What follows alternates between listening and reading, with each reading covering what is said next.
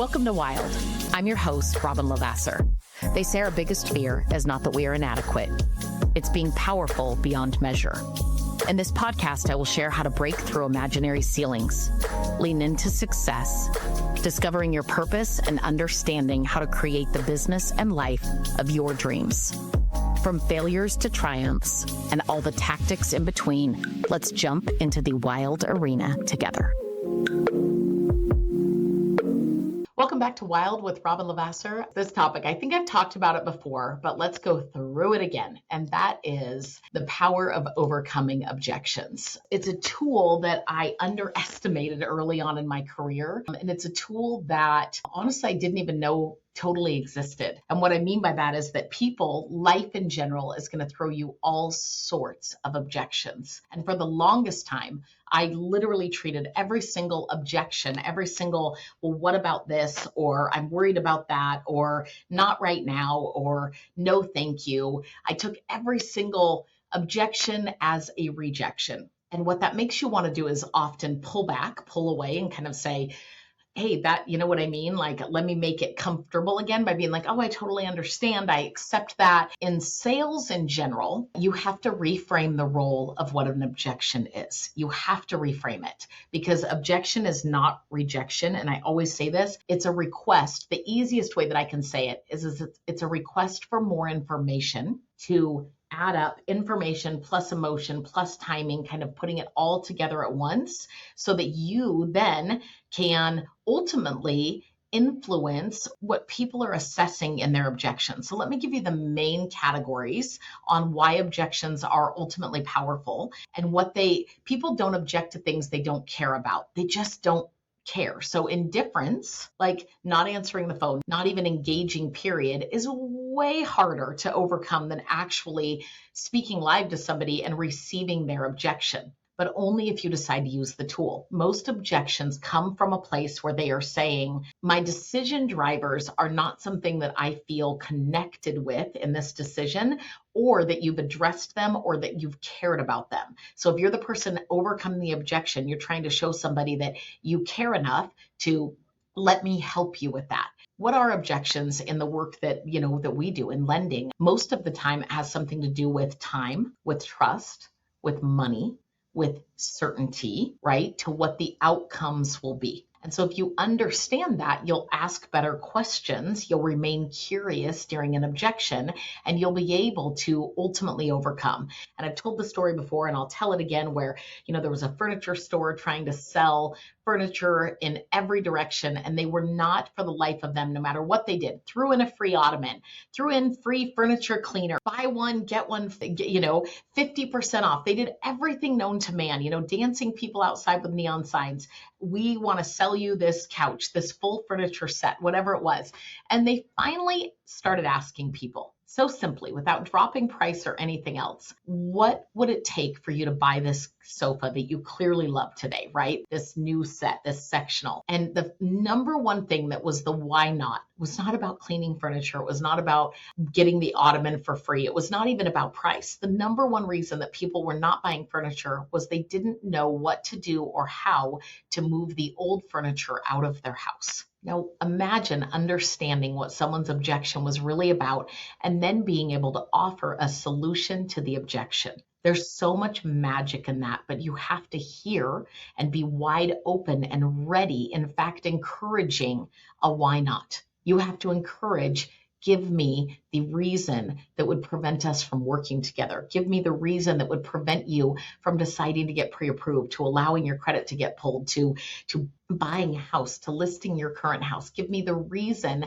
that you don't want to meet with me as a lender for coffee if you're a referral partner, or you don't want to send me your next lead, or you don't want to endorse me with your clients. Give me the reason so that I can then assess if I can solve it alongside you, with you, for you, right? What does that look like? And I think that when we think instead, oh, they gave me a reason and I accepted it, you just missed your golden opportunity. Because when somebody says, gosh, rates just seem really high right now, and so we're going to wait. If you go, okay, well, let me know when you're interested and I'll keep you posted on interest rates. Meh, right? Like, it's tell me more about what rates being high means to you. Like most people don't even have very many layers of depth behind the initial objection. It's just overall surface level. But with the objection, you can then challenge their line of thinking. You can challenge yourself to dig a little deeper, right? Stay curious and connected in it.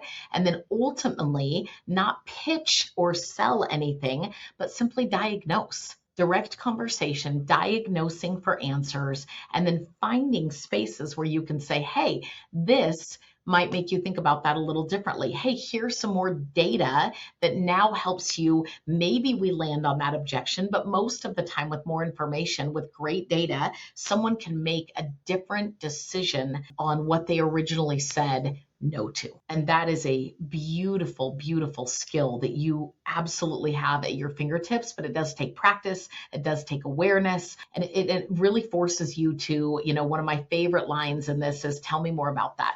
Tell me more about that. Give me more information. What specifically concerns you? Compared to what, right? Like tell me about what you're thinking maybe your payment would be compared to, or anything. Oh, they give me really fast pre-approvals. Compared to what, right? Like tell me more about that. What does a fast pre-approval mean to you, and how fast are we talking about? When we can ask better questions to every single objection, it says, I care more about you than me. Meaning I care more about you and why you're saying no than me instantly getting gratification with a lead, a yes, a closing, a transaction, a rate lock, those kind of things. I care more about you because I'm willing to not only dig, but I'm willing to then inform and engage with you afterwards and find solutions for what has you hesitating, right? For what has you pulling back. And so one of the beautiful things that was taught to me was, when somebody makes a statement, the easiest thing to do is align with them versus fight against them. And so instead of saying something like, gosh, the rates and the house prices just seem high right now,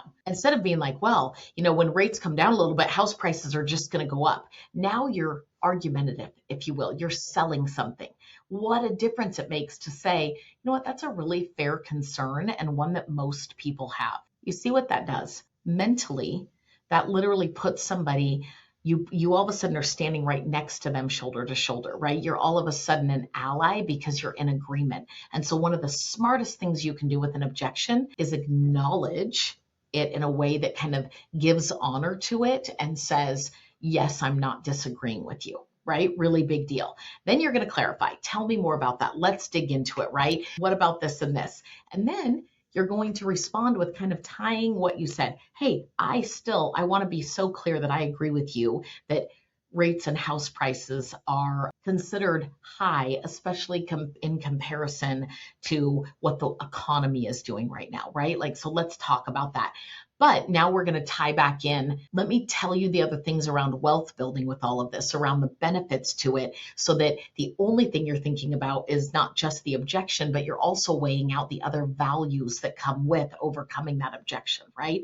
Now we're really getting somewhere. And then at the end, confirm. Confirm, does that make you think about it differently at all? Right? How does that sit with you? So gaining confirmation from somebody is magical, and them feeling absolutely in control. They also feel heard and listened to, but they're giving themselves verbal confirmation that yes, your brain is in a safe space saying, I accept, I understand. And now we're not only understanding the root of the objection, we're aligning with solutions, and then we're helping someone feel certainty. And there is magic in doing that. Not only that, but you end up being able to really feel good about how you help them navigate, and you've built a new level of openness and trust with one another.